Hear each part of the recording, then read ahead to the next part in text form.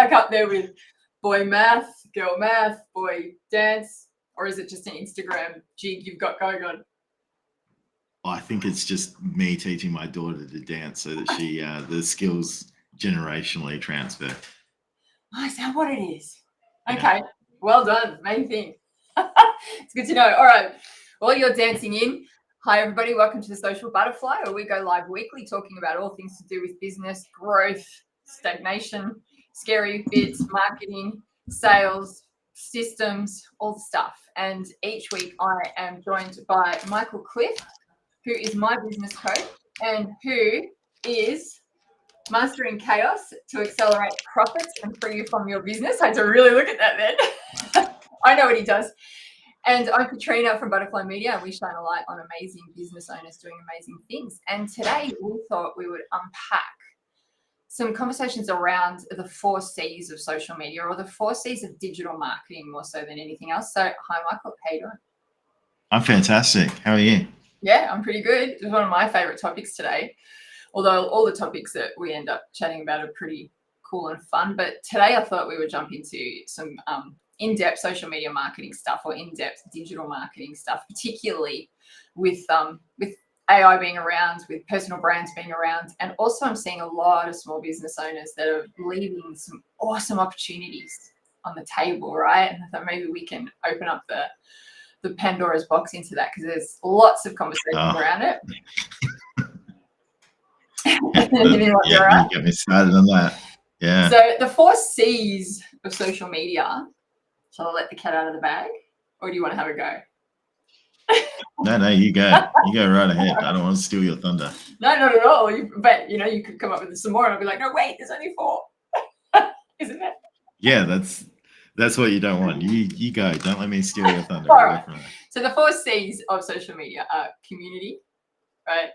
Content, connection, and close. Pretty profound, right?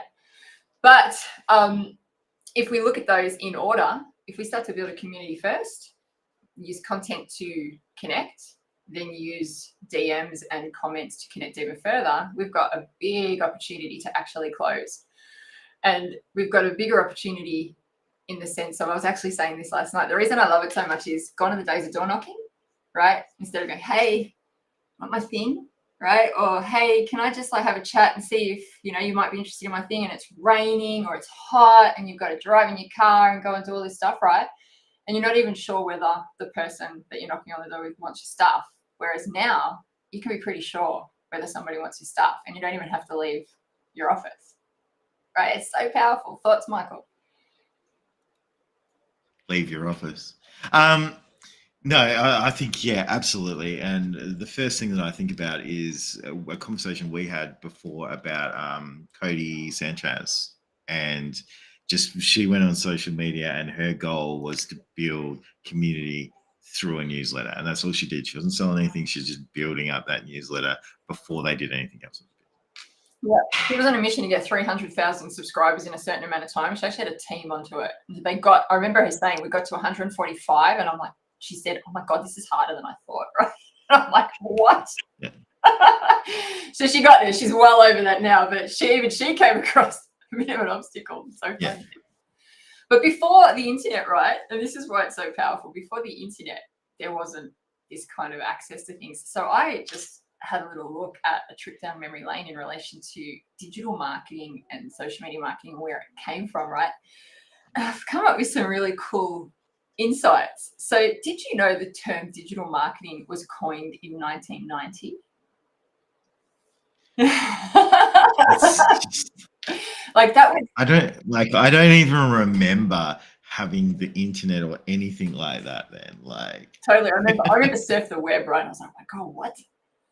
What is that? Yeah. I love this though. The birth of Google. When did you think that happened? Oh, I don't know. I'll go find it on the document. When did it happen? Tell me. 1998. Feels like it's been around forever, right? I love this. LinkedIn was launched in 2003, which was actually before Facebook, which was launched in 2004. Wow. Yeah. I thought Facebook went first, and then YouTube was 2005. So there's a lot going on then, and this spun me out even more, right? The iPhone was launched in 2007. Yeah, I knew that because I had the first one. Doesn't it feel like? It feels like the iPhone always had the apps on them, right? Facebook was always there, right? It's such a weird little thing compared to my phone now, right? Like, oh my god, yeah. It's gone big and little. It's gone through so many changes. Yeah, absolutely. So if you think about now, you've got everybody in your pocket. This is where the stats start to really get interesting around the digital world, right? So we've just sort of gone through the 90s and then the 2000s, and now we're into the 10s, right? Instagram came out in 2010, Snapchat 2011. But what's super interesting is web use overtakes percentage of TV viewership among the youth in 2011. So now you've got TV's virtually dead. I mean, we have people that grow up now that have never experienced life without the internet. Yeah. Totally. Yeah, imagine that. And that's really bizarre to me, right? I often say to people, I was born before The Simpsons and mobile phones or the internet, and they all look at me like, Yet the Simpsons predicted your birth. Yeah, that's right. Crazy. Yeah. The last one, right? Mobile usage surpasses desktop browser traffic in 2014. So that's it. It's all mobile, which we know as marketers. Everything's on mobile, right? Yeah. I so have a comment for that, but just quickly, and I don't think you can see the chat, but Annie McDonald says hi to us, and her first mobile phone was in 1997. Oh, so first mobile, was that like, I wonder if it was like the brick? Yeah. What mobile phone was it? So my very first mobile phone, I'm just going to touch on that quickly before I get into the mobile phones in our pocket. My first mobile phone was like about yay big, and it was like one of the Siemens mobile phones. And like the actual screen was like this. So you could only do one line of text, and you only could use 30 characters in that line of text. And we used to make phone calls after 9 o'clock at night because you got 3 minutes after that time until like 3 o'clock in the morning. I remember those days. And I remember the Nokias where you weren't tracked, right? So you could actually like walk around and Google didn't know where you were. Yeah. Annie's first mobile phone was a Nokia. My next one was like that Nokia 3310 because I had that Siemens one for ages, but it was like a brick. It's like the indestructible brick. Yep. And then you had to program in your ringtones if you wanted the full ringtone. Oh my god, you I had Beverly Hills Cop. I remember the days where you used to buy ringtones and now everyone's on silent, right? Yeah, that frog, the ring-a-ding-ding-ding-ding-ding-ding-ding-ding frog. I don't know if you remember that or not, but that one. I'm older than you. My memory's not as good. Yeah, my brother had it. That's all right. Okay. So how far? I may have had it.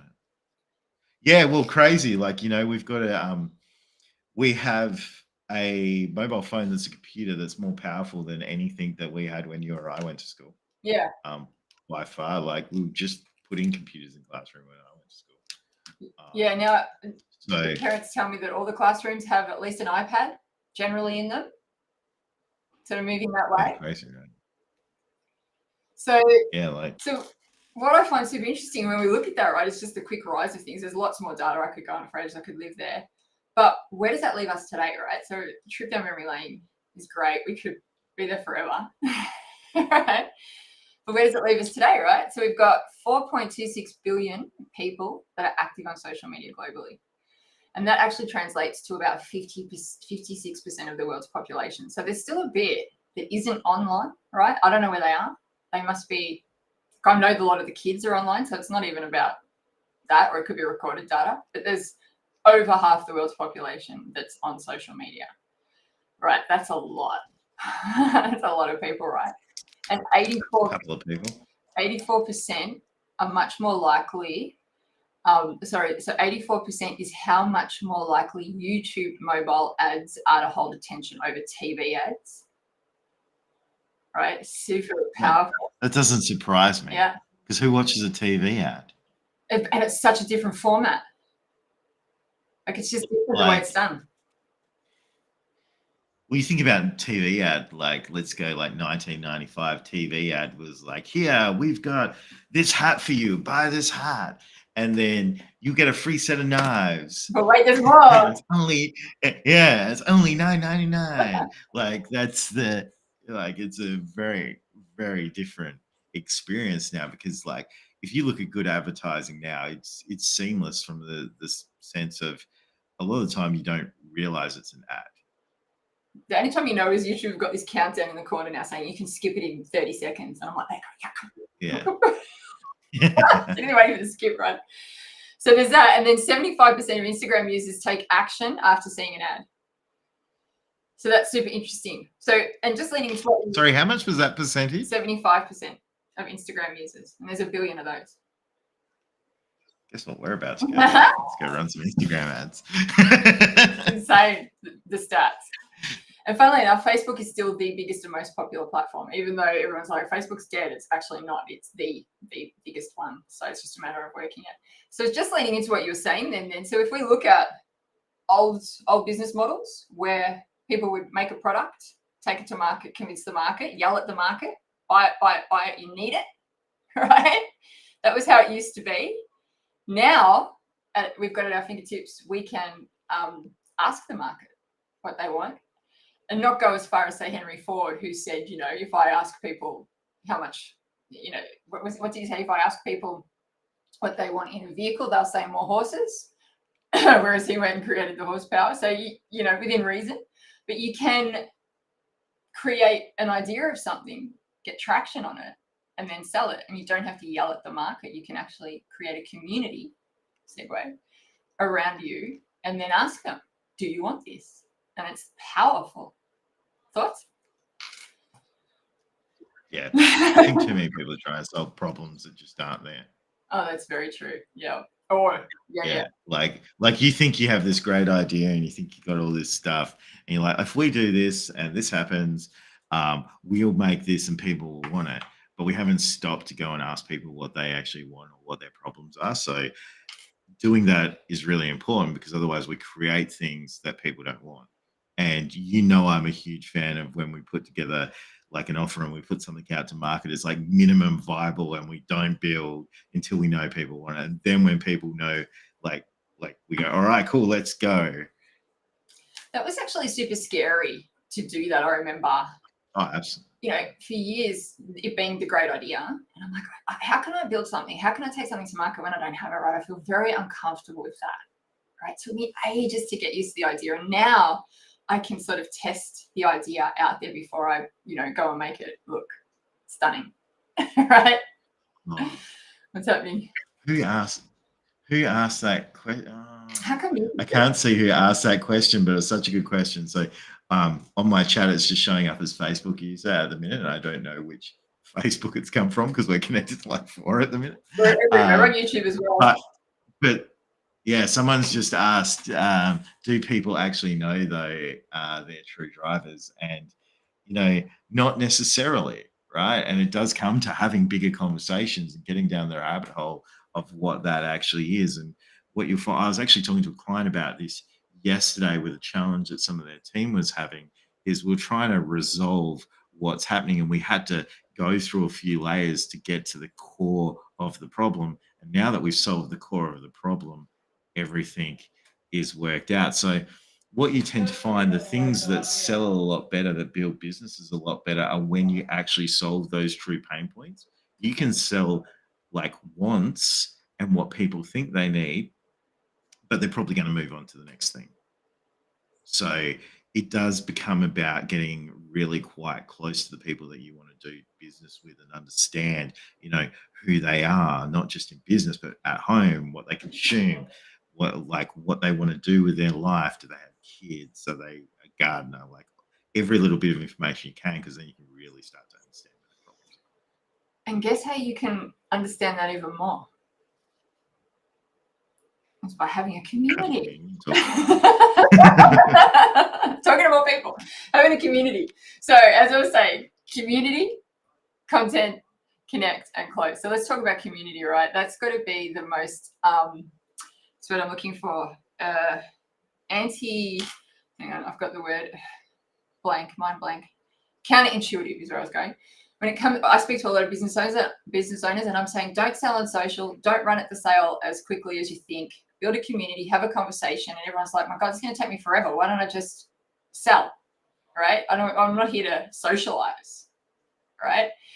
And as you have said, the answer is in the name, right? It's social media.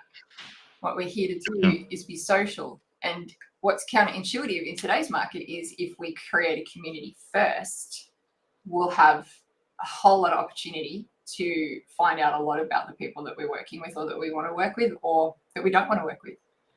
All right. So let's have a look at what a community is, right? Build your community first, then sell. So what's a community, Michael? What do you reckon?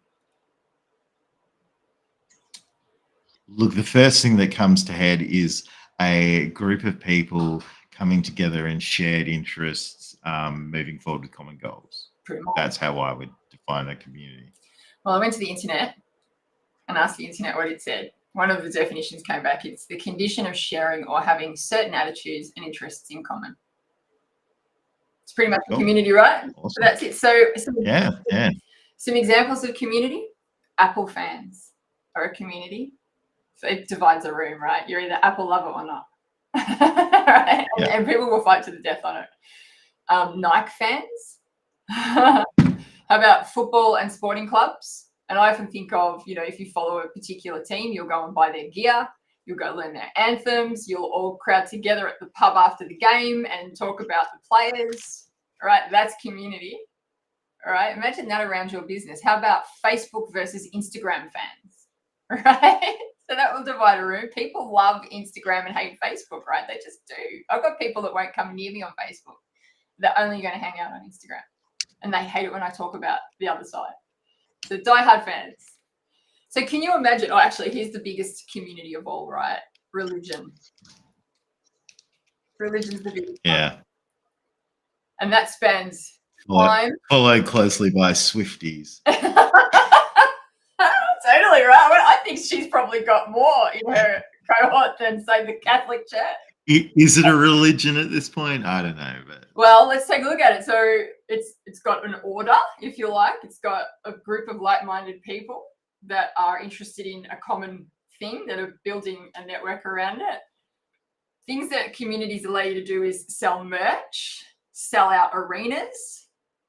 You can even wage a war with a community. I wonder if you could get a Swiftie war going. I reckon. So can you imagine having that kind of support around your business and around what you're doing? Yeah, absolutely. Yeah. It's awesome, isn't it? So what tends to create a community is something that people can stand behind, isn't it? It's something that people can get together and something that people can support. So if you can create that around your business and around what you're doing, you'll have a community. And once you've got that first, you've got everything. So community first, right? How do we build it? Well, that's the fun bit, right? We can talk about that in a second. It's just one more stat here that I really like, right? As of August 22, you okay? Sorry, yeah, excuse me. You want to dance? Keep rolling. You're good? You want me to keep talking? Yeah, I'm good. Mm-hmm. So as of August 22, there were over 10 million groups on Facebook.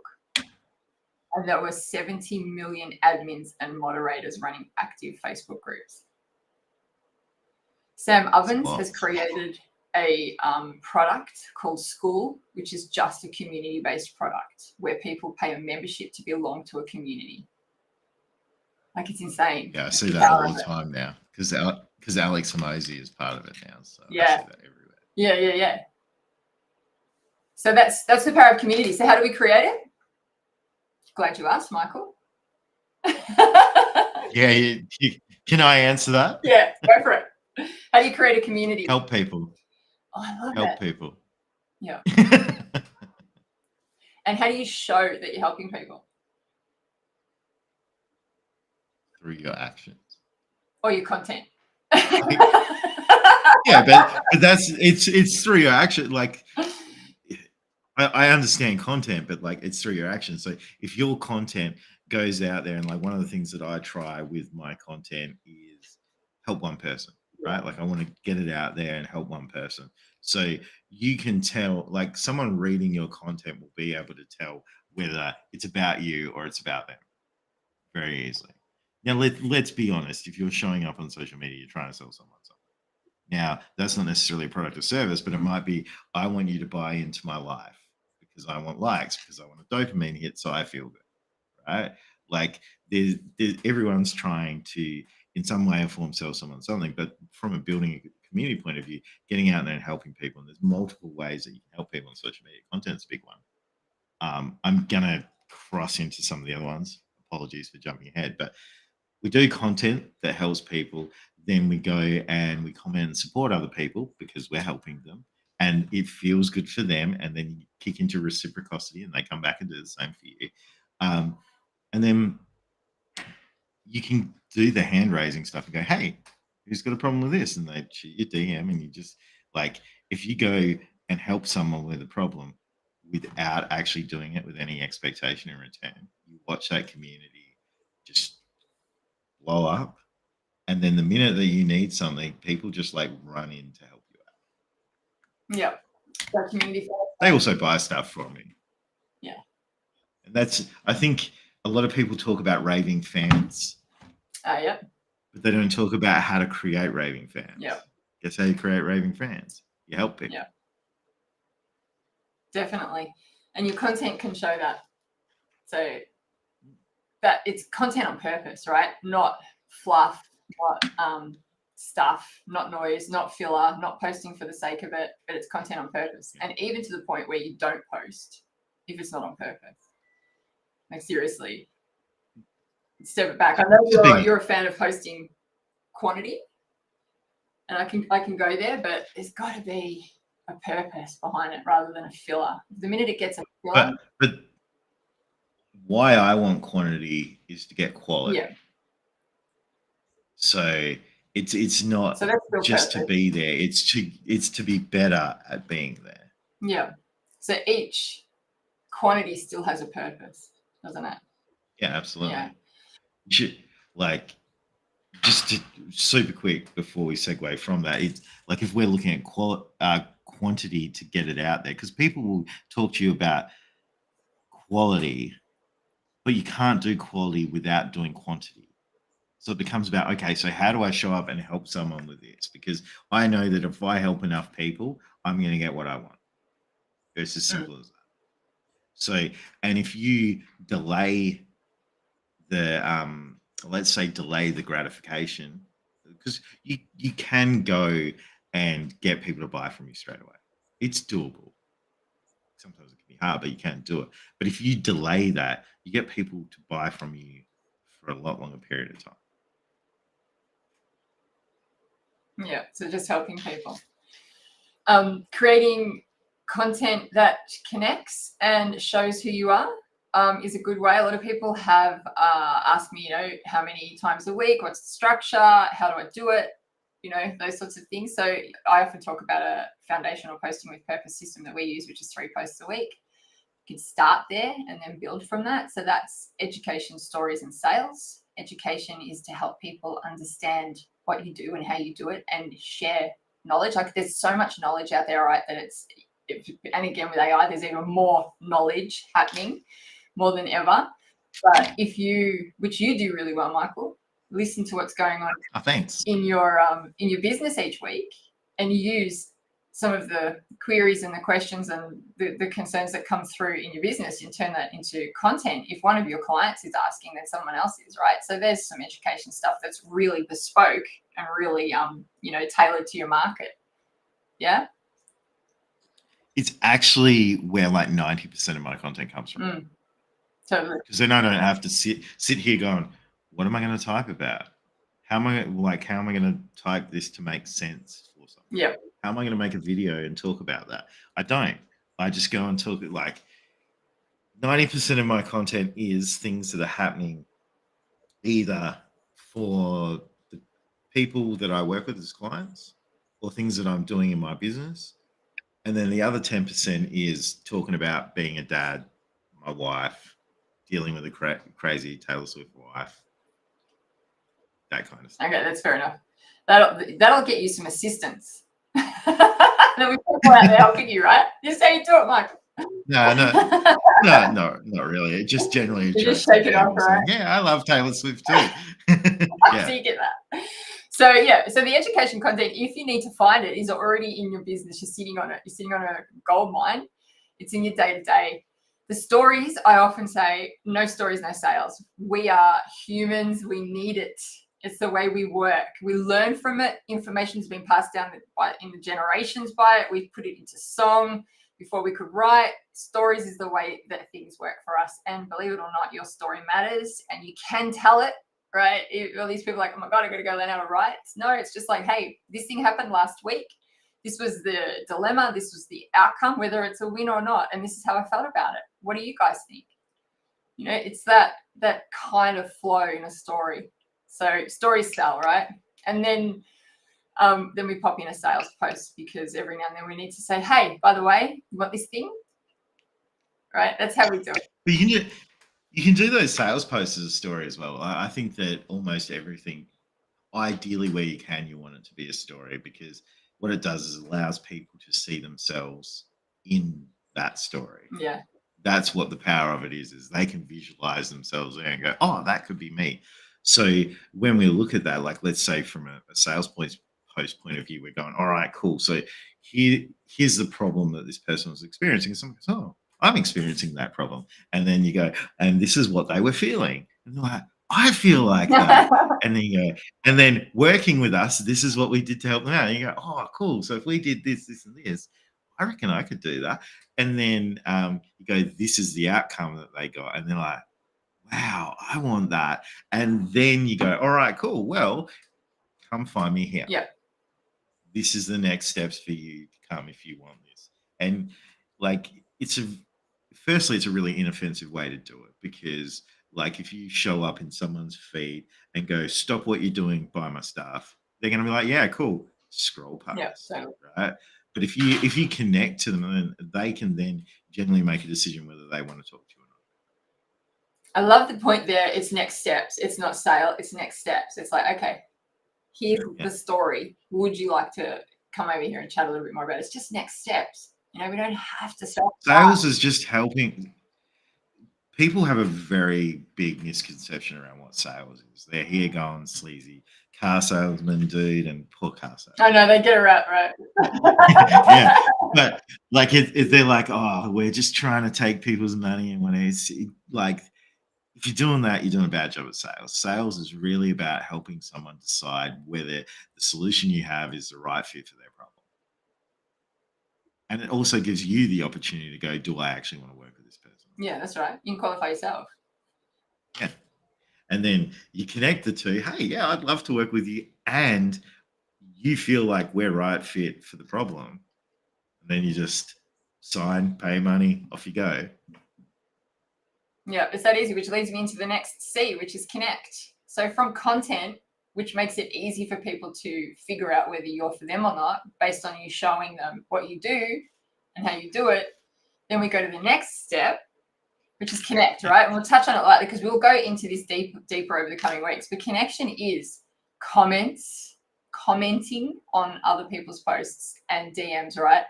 And a lot of people say to me, why can't I just post? And it's like the most powerful thing to do is literally go and comment on other people's work. Number one, you learn so much about other people and what's going on in the market. And two, it's supportive.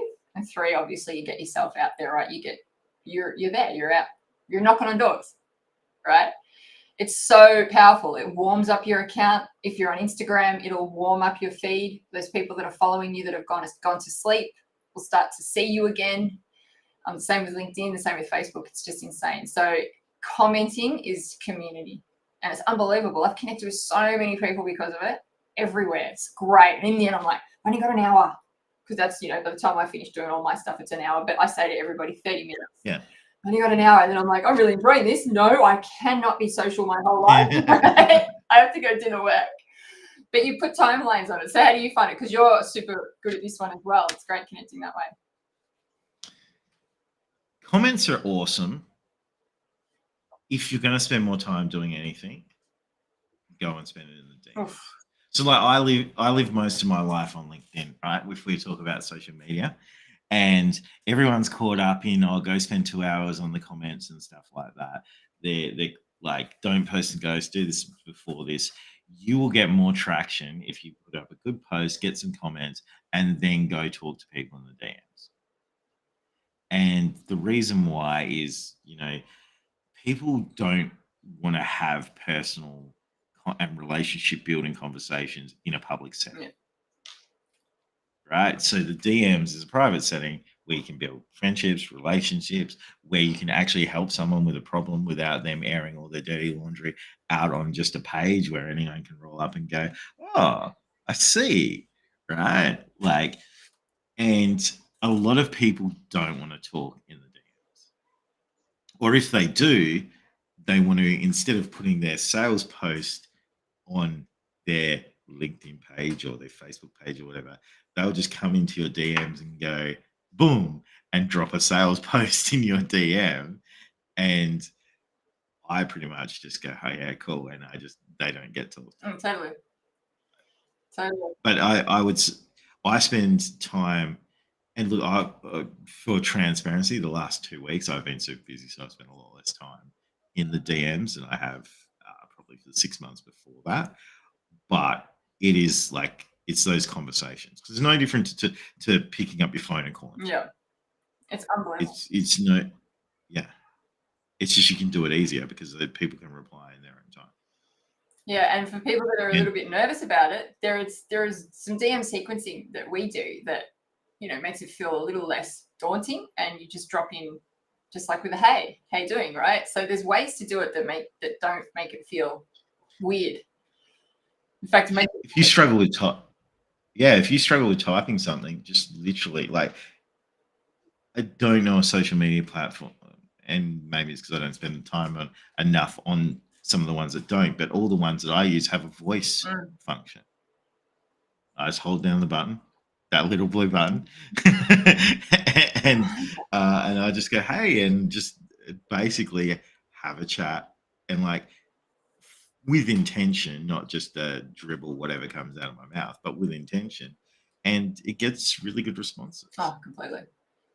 Yeah, I'm a strong advocate for the DMs. So the comments will get you visibility, and particularly on LinkedIn, I always wake up to, if I run 25 comments of a day, I'll wake up to 2 or 3, 5 new connections in the morning, right? So that's how I build my network.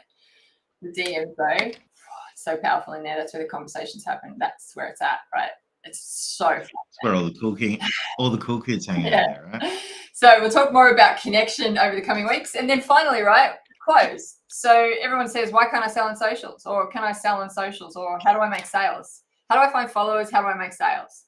Right? The 2 biggest questions on social media. Number 1, build a community via your content and your connections. And that will allow you to close. And that happens in generally the DMs, where you can say, would you like to jump on a call? It's rare you'll close in the DM.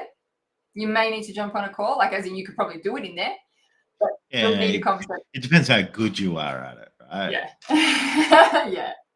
And also what the offer is and what the business is and all of those sorts of things come into it. But, think to yourself, okay, all roads lead to Rome, as Michael says.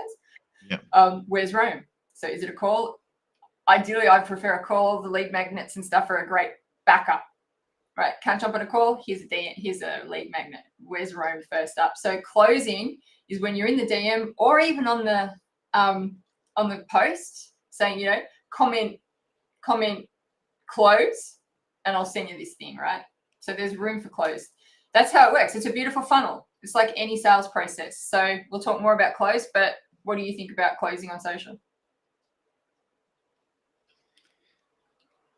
I think that people make it harder than it needs to be. Do you think it's a time thing? Because they try. Yeah, look, from a scalability point of view, like,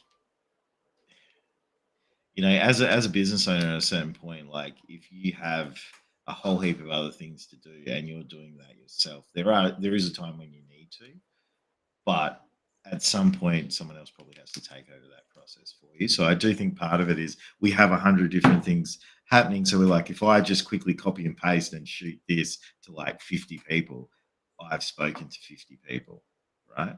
Which, look, there's a time and a place for that. So I don't want to take away from that, right? But the effective way is to build relationships. Depends on the product you're selling too. So I'm trying not to pigeonhole anything here. But okay, here's what I want to say. Because this is what a lot of people that I work with is they're selling products, and if they don't, I'm helping them introduce it of, let's call it a 3K offer to I have someone that sells like a $100,000 over the space of a year thing, right? So they're not having 50 conversations. They're probably having 5, but 5 really high quality ones. And the $3,000 person will have more than the $100,000 person, right? But they're really focused in on who they talk to, what that person is, who they do, and they're a lot closer to it. Because what I see on social media a lot from a close point of view is spray and pray. And I think that's probably the biggest thing that I would push back against. And I'll talk to my DMs and what I get in my DMs, which has started to change a lot because they just keep saying the same thing from me. And like I'm showing up and like I give feedback on my results and stuff like that. So I get it a lot less. But what I used to get very consistently is every week people would rock up and they'd be like, I can get you 100 appointments in a month. And I'm like, cool, you haven't even spoken to me. Because if they did, what they would find out very quickly is 100 appointments a month would destroy my business. I do not have time for that at all. I literally had someone in my DM just today say, do you want me to make you 10K this month with my AI offer? And I went, well, that depends. Do you know 8 professional services businesses or 3 that have got a 2K offer that are ready to bring in 8 clients because I want to talk to them, right? So it's just that. So yeah, it's so interesting too, having a 100K offer or a 3K offer and the amount of people you need to speak to and how dialed in you are to that target market. So those DMs are completely different. The content, everything. The lead times as well. Yeah. Like it's, my lead times are shorter than they ever have been, but I'm also like packed out with my one-to-one clients. So new offer coming in, that'll be a little bit different. But when I first started, like the lead time, I had to talk to people a lot to get them to where they needed to be ready to go, make sure I was right fit and stuff like that. As I got better, it's taking less to do that. But I'm also talking to less people in the sense of I'm how do I put it? I'm pre-qualifying people from the sense of when I go through, if they don't have this, they don't have that, they don't have this, well, they're not right fit with what I do. So I don't need to spend time going through and talking to them. So it's a powerful place to be, isn't it? When you can say, okay, no, or yes, you need to sort of move into a different state. At the start, you're like, I've just got to take everybody for now just so I can work it out. And then when you go, okay, no, that's not right, and this is why, it's such a liberating space to be in. I sat down with someone on Friday who would have quite happily paid me $3K a month to work with them for at least the next 12 months. And I actually sent them to go do marketing instead. Because what they need to do right now is they just need to take that money, pour it into a marketing agency and get that firing. Yeah. Then after that, come back to me. Oh, I love that. Yeah, it's also telling people why you're not a right fit and what to do with your money. I love that. Yeah, being able to do that. And I helped him fix some problems because they were really easy for me to fix right then and there for him. I could have charged for that and I didn't, because that person, if they go do what I suggested and they get the traction, they're going to come back anyway. And that was the first thing he said. He goes, I'll see you in 6 months. Yeah, perfect. So. Yeah, it's nice to know when you can say to the client or the potential client, the prospect, you're not quite ready and this is why. So go and do this, and then we will be. So then you know where you sit in your own business, which is a great space to be in, which comes from talking to more people, doesn't it? Yeah. You say, being in front of more people. So to round up today then, because today's been all about the 4 C's of social, which is number 1, build a community first, right? Build that out, know what that's about. That can take some time, and build it out forever, right? Don't stop building it, but build it out first. Use content to qualify your people once you know what your offers are and what you're down with. Use that content to really start to hone in and connect, which then brings you down to connect, which is then in the comments and the DMs, which will then bring you down to close. And that's the funnel. And that's how you work social media to make sales, to make community, just to really make an impact. Ultimately, go do the thing you were born to do. Right? We've got this amazing tool that's going to let us do that. So let's do it. That's all I got to say about social media this week. Michael. Let's go help people. Yeah, go help people. Let's go live the dream. And social media is just a great tool for us to do that with. So the target is 5. The target is 5. Oh, wait till we blow that out of the water. All right. Thank you. We'll have to re-go through and explain that, I think. Yeah. Target is 5 and don't be shit. I'm going to get the target is 5 hat, the t-shirt. I'll send you one of those because you sent me the hat, right? I got the hat. On that note, don't be shit this week, Michael. I'll do my best. Yeah, you're rocking it. Thank you, team. If you've got any questions, yell out. Over the coming weeks, we're going to just unpack community content, connecting and closing a little bit more just to dive into it. And I'm sure we'll have some amazing conversations along the way. If you've got any questions around it, comments you'd like to make, insights you've got, that would be great. If you'd like to come on and join us, by all means do. If you'd like to know a little bit more about what we do, comment below. But otherwise, we'll see you next week. Have a good week out there, everyone. Thank you.